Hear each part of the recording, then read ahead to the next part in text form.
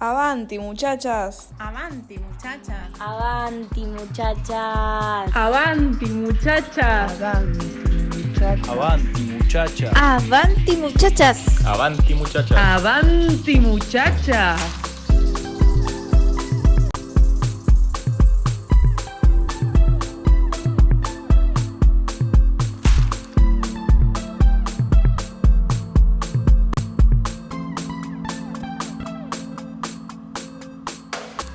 Somos Avanti Muchachas y lo que buscamos es ir para adelante.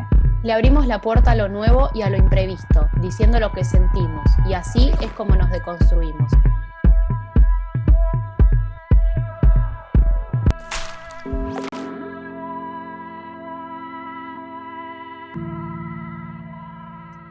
Bueno, llegado a este punto vamos a hablar de... Hicimos un taller en Amnistía Internacional, una organización que defiende los derechos humanos.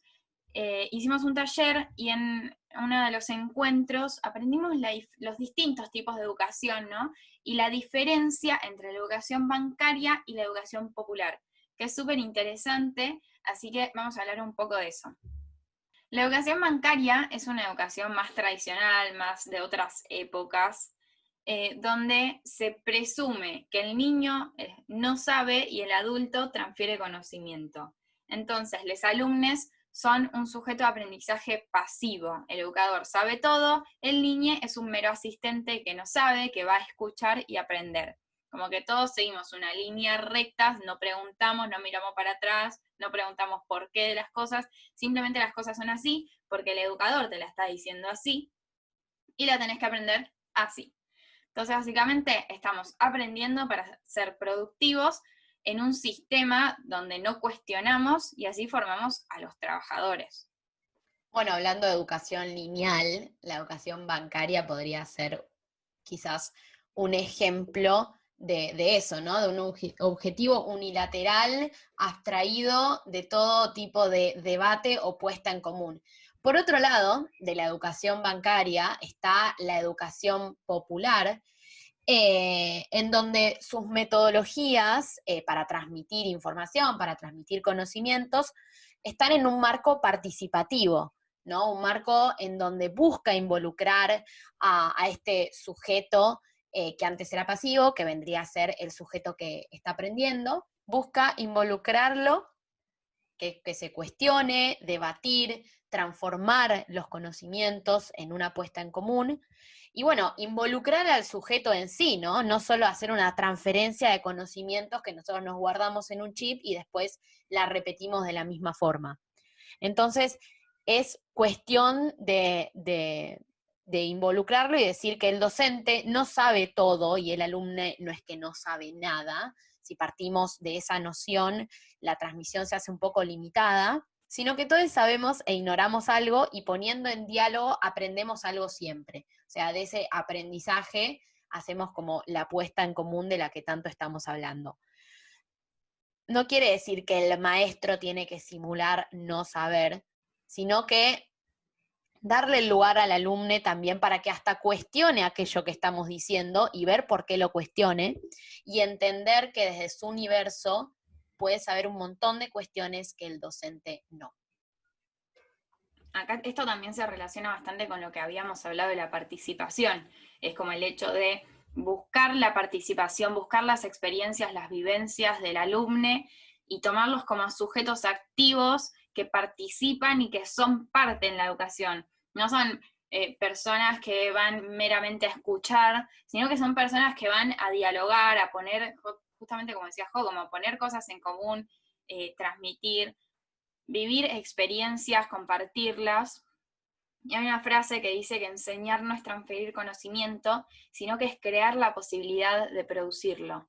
Y eso está bueno, porque es justamente esto de enseñar a cuestionar, enseñar a preguntar. Claro, es como que se busca la participación, o eso es lo que debería de fomentarse, de crear a ese sujeto que está al cual le están enseñando, que sea un sujeto activo, ¿no? Porque esto también sirve para el futuro. Bueno, evidentemente no vale la pena aclararlo, pero lo vamos a aclarar como todo. El hecho, hay una posición muy distinta en estas dos educaciones, que es el sujeto pasivo y el sujeto activo, el sujeto de aprendizaje me refiero. Entonces la idea es fomentar un sujeto activo, como dijo Flo, para que pueda debatir, para que pueda cuestionar hasta eso que le están transmitiendo y ver cómo lo cuestiona, poder tener más participación en ese ida y vuelta de información.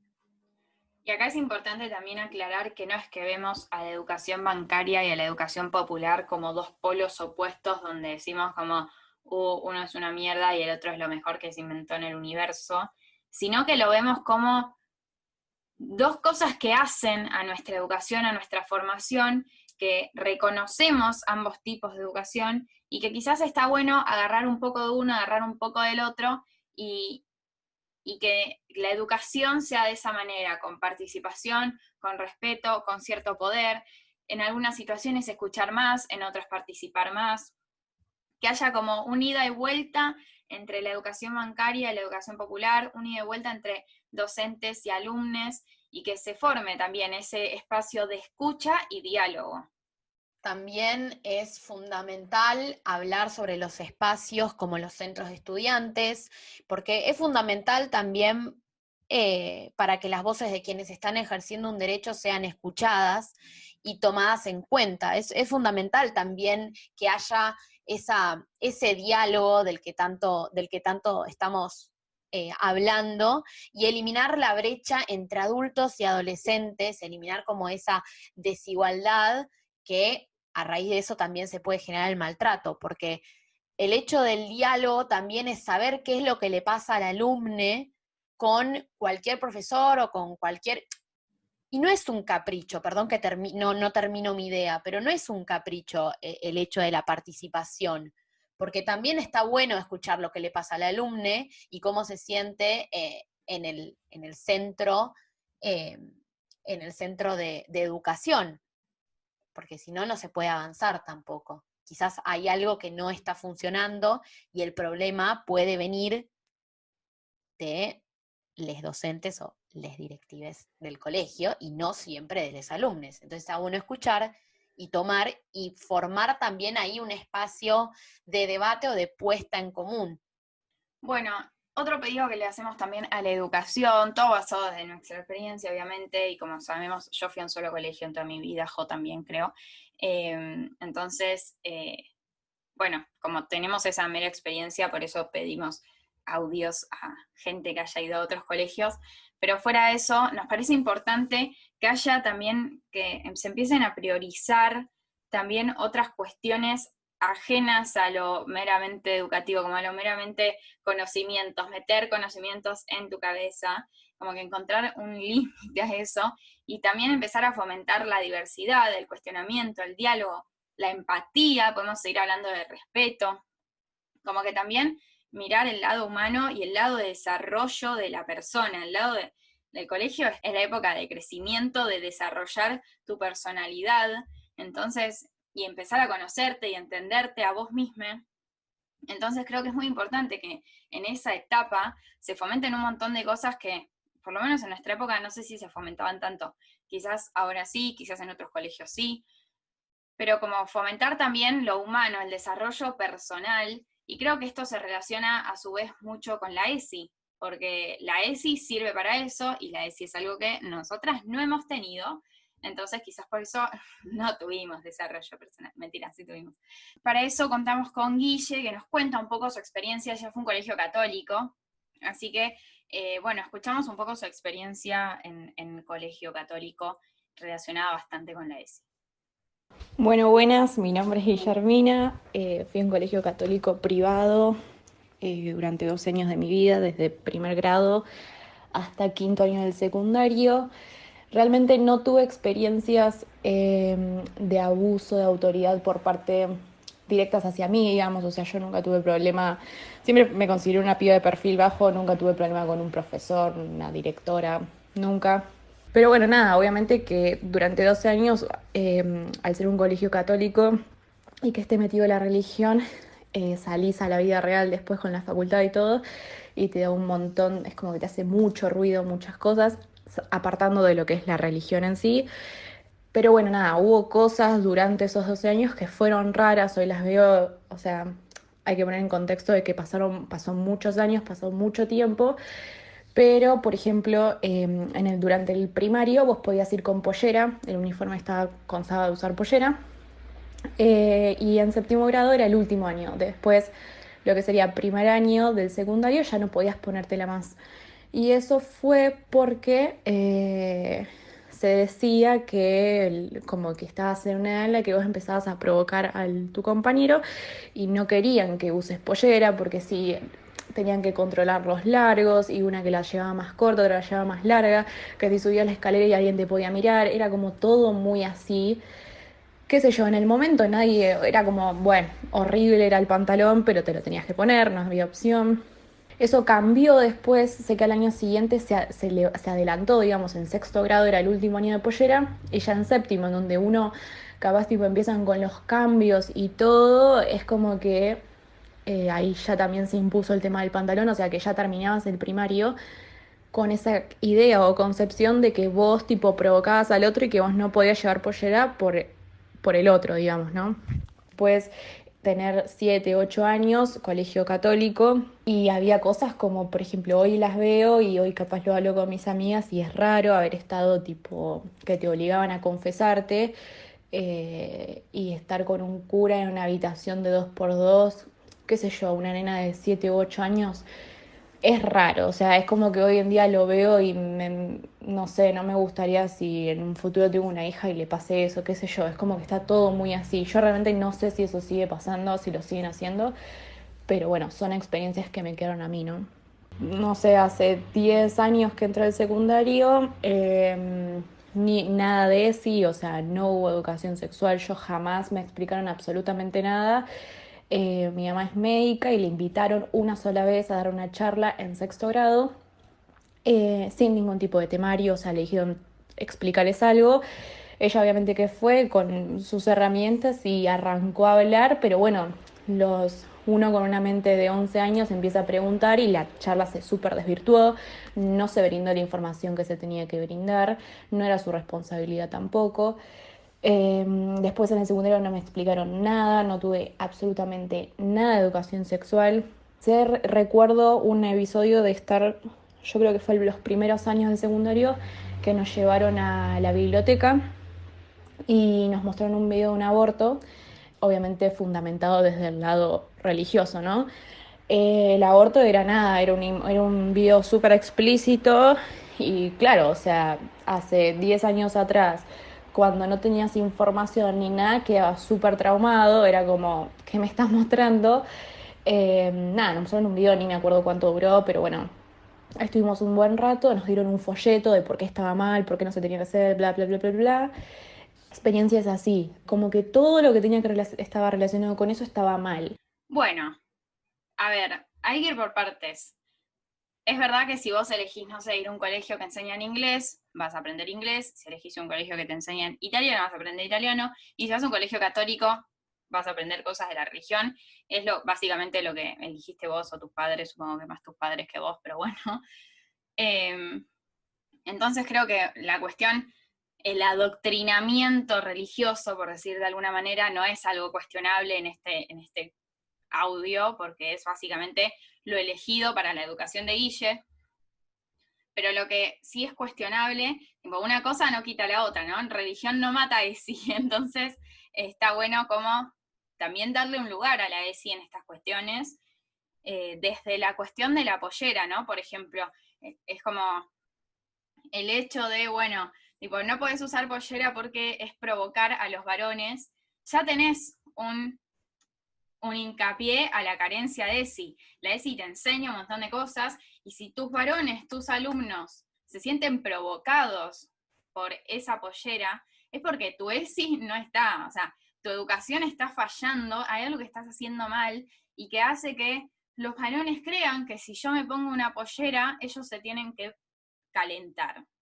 Hay una noción malentendida, por así decirlo, de que la ESI no entra en la religión, la ESI no entra en los colegios religiosos porque va en contra de...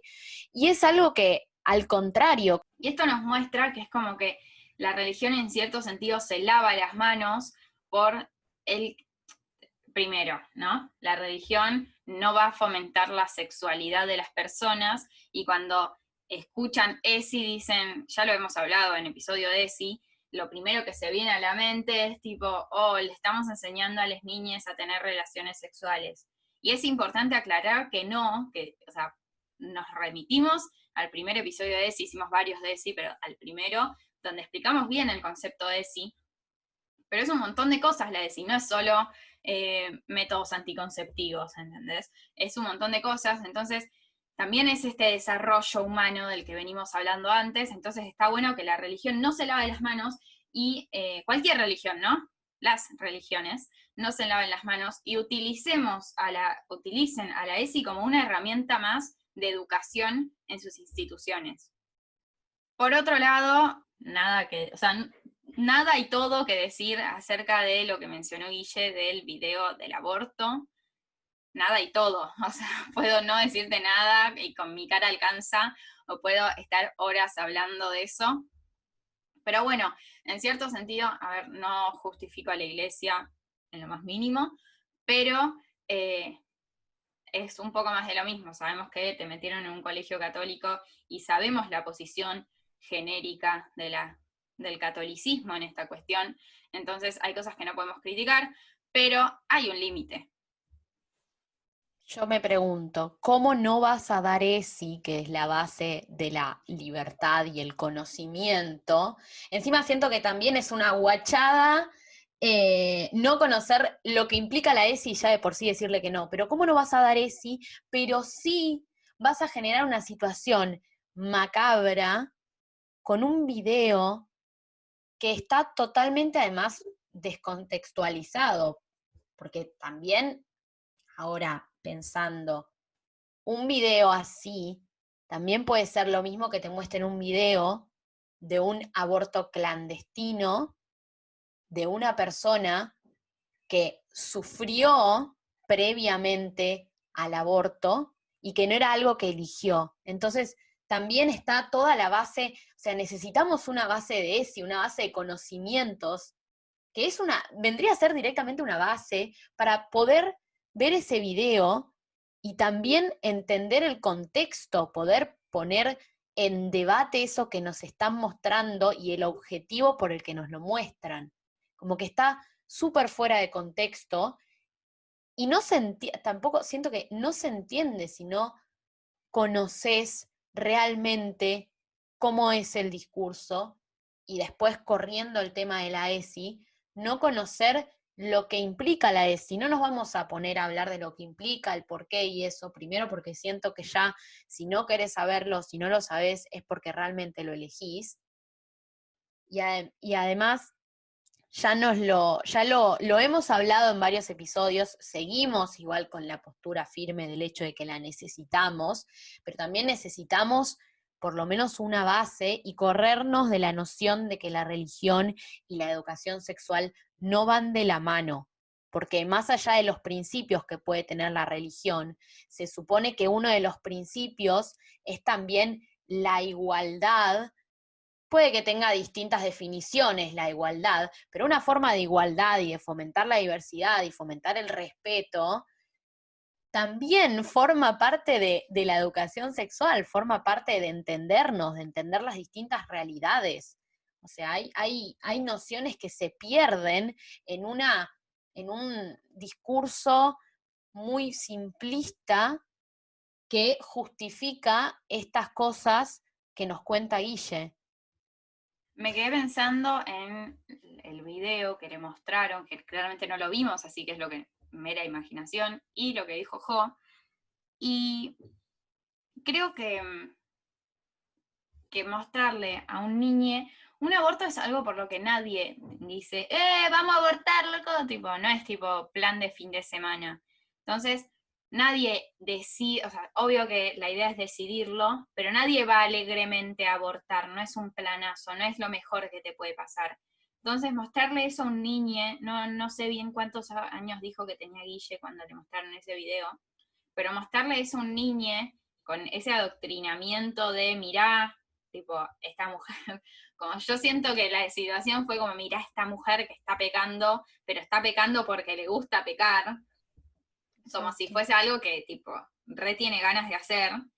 Pero también hay otro montón de cosas para mostrarle, y eso con la ESI se hubiese mostrado de otra manera y hubiese sido mucho más útil para Guille y para sus compañeros en esa situación, y hubiesen ayudado mucho más a su crecimiento, a su educación sexual integral. Pero también que puedan recibir esa información con una base de decir, bueno, de cuestionar, ¿no? También está todo el hecho de correr el cuestionamiento, que está en todos lados, pero no solo en la religión, en los colegios católicos. También el cuestionamiento tiene que estar en todas las instituciones. Entonces hay que entender el hecho de que la ESI tiene que ser universal. La ESI no es para algunos, no, porque es religioso no se puede, porque va en contra. Nada, también hay que pensar más allá de eso y entender que es una base para poder promulgar y para poder entender qué es eso que quizás queremos fomentar, porque no estamos diciendo erradiquemos la religión. No, es entender de que hay distintas realidades, como decía Flo, distintas formas de percibir y distintas formas también de percibir la religión, porque hay que entender que no es único, pero también para que no sea único se necesita una base para entender cómo yo la percibo y poder también en estas cosas decir, no, bueno, espera, no sé si está bueno esto que estoy recibiendo, para poder ponerlo también en juego, en cuestión y en debate. Bueno, cerramos tema ESI, que bueno, podemos hablar horas de esto y nos apasiona luchar por la ESI. Y vamos a pasar a nuestro último audio de invitade, que esta vez es Tommy, que nos va a contar ya una experiencia en la facultad. Así que bueno, nuevamente repetimos, esto no aplica solo a colegios, sino que es mucho más amplio a cualquier foco de educación. Así que lo escuchamos. Me pasó en un examen final de la facultad de una materia troncal, o sea que tiene muchas correlativas, muchas postas, que, bueno, el examen arrancaba a las 8:30 o a las 8, no me acuerdo, y a mí me tocó pasar a rendirlo recién a las 12:30, es oral, examen final oral. Y, o sea, la profesora estuvo como 5 horas tomando final y ya estaba como con las bolas al plato, parece. Y me hizo 2 preguntas y me bochó. Y después, bueno, yo me fui con toda la bronca y después me enteré que esa misma mañana se había muerto su papá.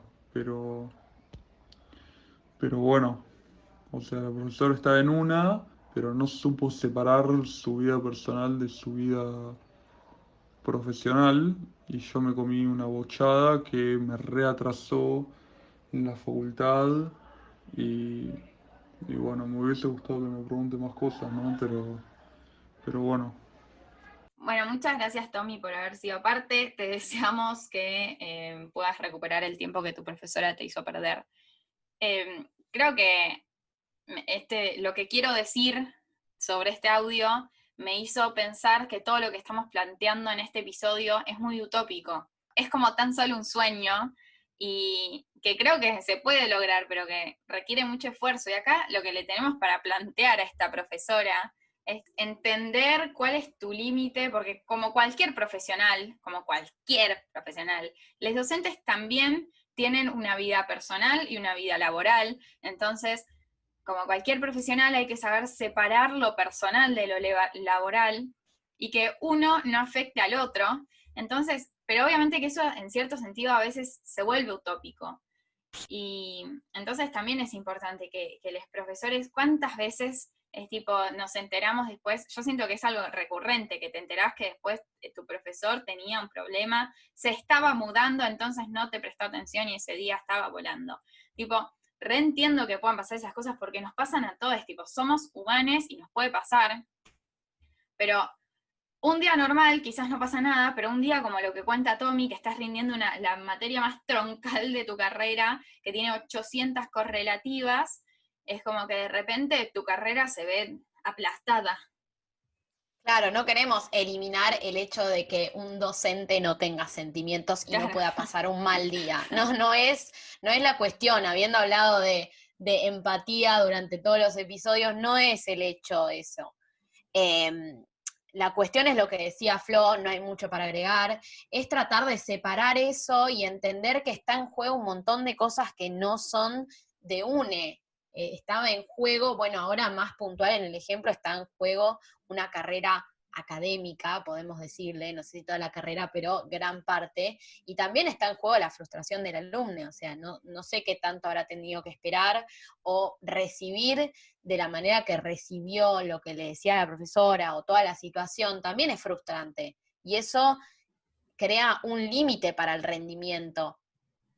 Así que nada, tanto para cualquier docente o para cualquier carrera, como dijo Flo, cualquier trabajo, es importante también separar esas cuestiones, como para tampoco traer eso que, pensándolo en términos de si a mí me pasa algo, tampoco arrastrar eso que me pasa, porque me hace mal a mí, esto también es un consejo, tampoco arrastrarlo a un espacio en donde no cabe, porque te va a seguir persiguiendo. Es muy difícil separarlo en ese sentido, porque somos uno y somos UNE, y es muy complicado separarlo, pero también entender que está en juego otra cosa que no forma parte de lo mío y podemos perjudicarlo. Creo que también acá hay una gran relación con el poder, porque justamente el poder de esta profesora es la que perjudicó a Tommy y se relaciona con el problema que es personal que estaba teniendo. Entonces, cuando hablamos de poder, nuevamente, es saber ver cuándo aplicar el poder, cómo manejar el poder también. Porque si quizás sabes que tenés problemas, que llevas 5 horas tomando orales y que encima falleció tu papá, la verdad que te compadezco, no te lo deseo, no se lo deseo a nadie, pero saber manejar ese poder y decir, bueno, pará, estoy teniendo un día de mierda, me corro, ¿entendés? No le cago la vida a un pibito.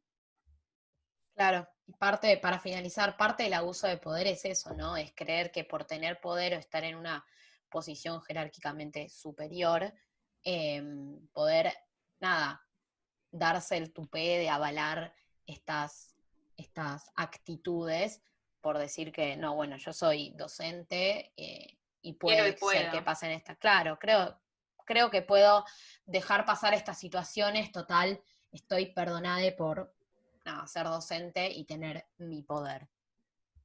Bueno, le queremos agradecer mucho a Guille, Tommy, Fran y José por haberse tomado el tiempo para ser parte y ayudarnos en este proceso de construcción, en este tema en particular. También queremos mencionar como fuente a Amnistía Internacional.